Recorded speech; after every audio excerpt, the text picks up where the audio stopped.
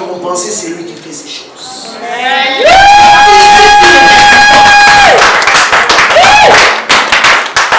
Fais-les avec le cœur de Dieu. Mais vous savez, le jour où Jésus mourait à la croix, quand Dieu voyait le plus grand, ton argent n'a même pas la valeur du sacrifice de Jésus. Ce qui m'étonne, c'est de voir combien aujourd'hui nous sommes devenus égoïstes, même vis-à-vis de celui qui nous a donné la vie. Jésus qui nous a donné ne représente rien. Par rapport à nos maisons là, nos maisons ne représentent rien. Absolument rien. Nos comptes en banque ne représentent rien. Mais regardez comment nous traitons ce Dieu-là. Regardez combien ce Dieu-là a de la valeur à nos yeux. Combien tu pèses ton Dieu. Même les mages qui étaient des étrangers. Vous savez, dans la vraie définition, peut-être on le dit en bon français. Mais vous savez, les mages, dans la vraie réalité, étaient des astrologues, c'est-à-dire, en d'autres termes, des occultistes. Les mages n'étaient pas des chrétiens. Les mages n'étaient pas des sacrificateurs. Les mages n'avaient rien à voir avec la loi de Dieu. Mais ils ont compris une chose, que quelque chose de grand venait de naître. Bien aimé, la Bible dit qu'ils ont fait un long voyage pour aller à la rencontre. Parce que selon le signe prophétique, ils avaient compris que celui qui venait de naître était grand. Bien aimé, je voudrais te dire une chose. Quand tu as découvert que ton frère, ta soeur qui est assise à côté de toi, est une bénédiction pour toi, hein? Yes. S'il faut s'aimer, s'aime. Amen. Si tu as réalisé que ton église est une bénédiction pour toi, s'il faut s'aimer, ne réfléchis pas deux fois. Parce que tu ne sais pas, peut-être dans ta sémence, tu peux faire la rencontre d'un ange. Un ange qui va changer ta vie. Je vais vous raconter un témoignage. Il y a une sœur ici, qui n'est plus ici. Mais elle est toujours avec nous parce que je parle avec elle pratiquement tous les jours. Une sœur pour qui on a eu à prier dans cette église, qui n'avait même pas du travail. Elle souffrait pour avoir du travail. Et c'était difficile à un moment donné. Même pour son voyage. Mais on a été là dans tout le processus. Aujourd'hui, je vous parle. Elle est actuellement en Afrique. Et Dieu l'a bénie. Quand je dis Dieu l'a bénie, Dieu l'a vraiment bénie. Amen. Elle est calme. Bon, là actuellement, elle va changer d'emploi. Mais regardez ce que le Seigneur a fait.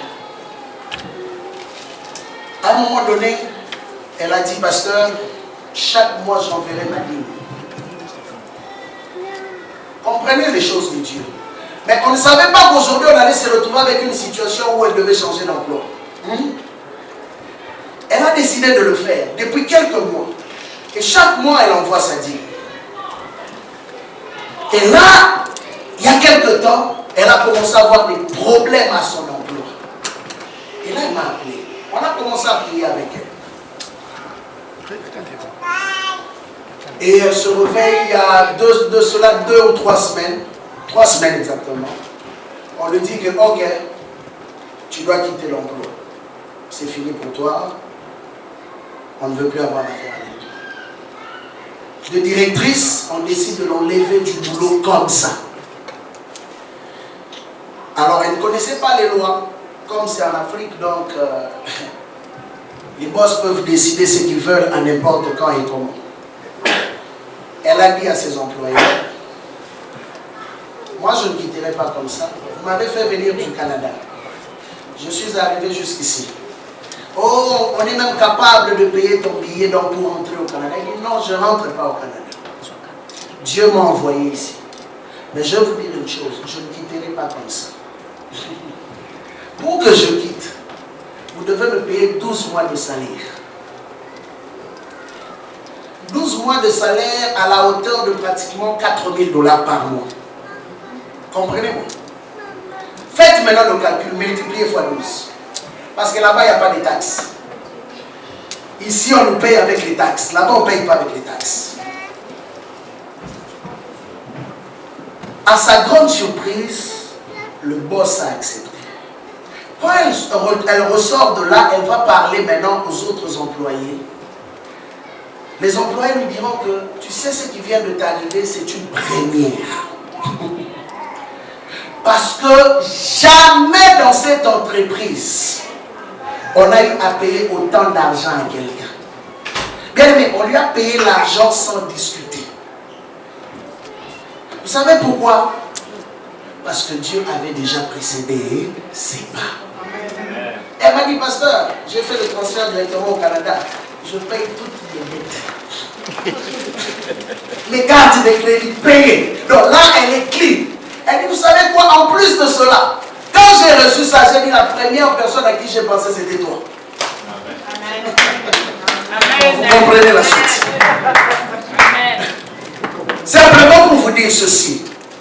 Quand on applique les principes de Dieu, Dieu est capable de commencer avec nous une chose qui n'a jamais été faite. Amen. Amen.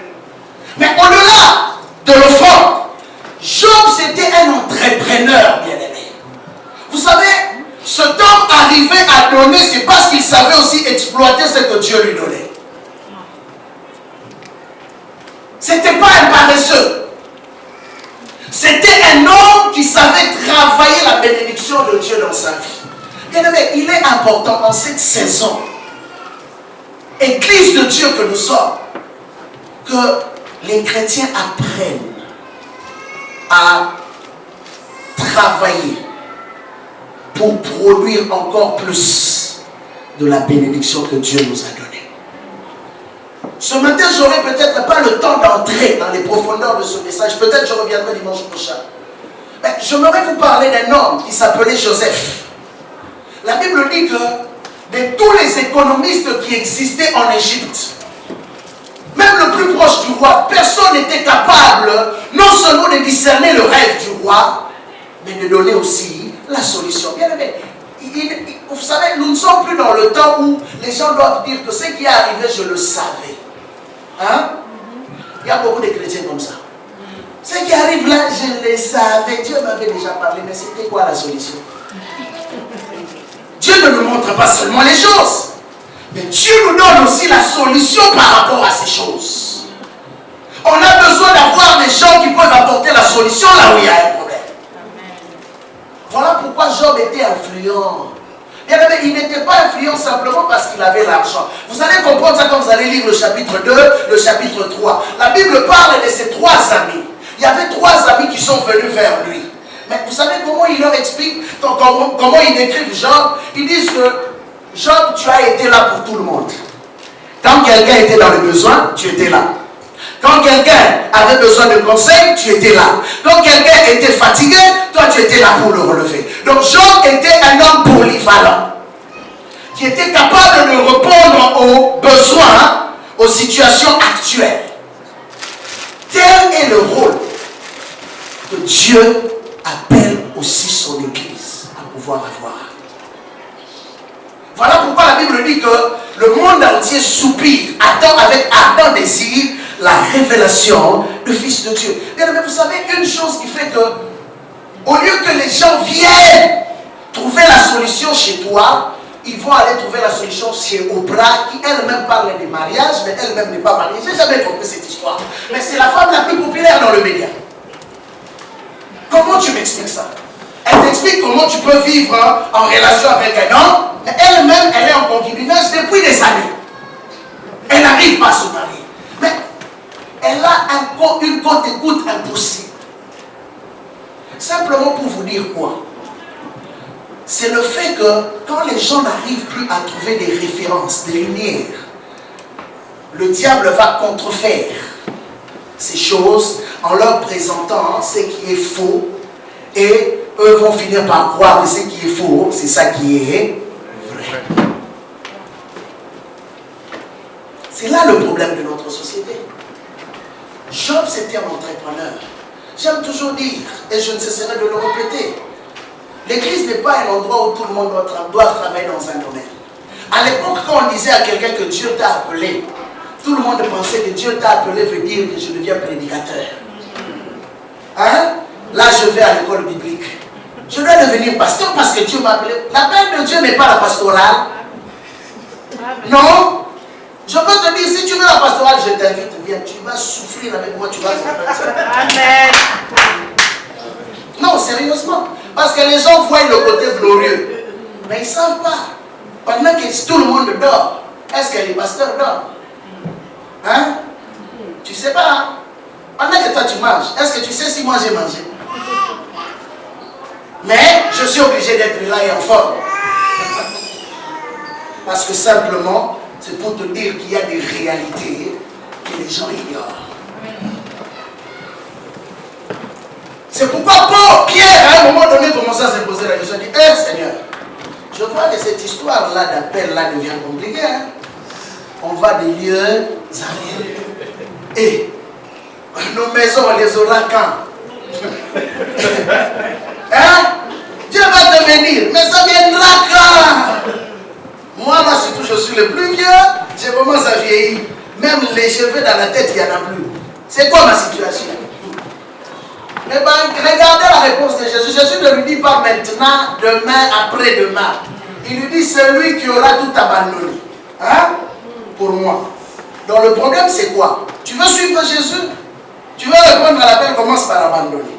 Si tu abandonnes, en ce moment-là seulement, tu auras 100 fois plus que ce que tu auras abandonné. Mais quand? Dieu seul, hein? Voici la réponse que je peux te donner ce matin. Quand Job ne savait pas que la durée de son problème allait prendre beaucoup de temps. Job a pleuré.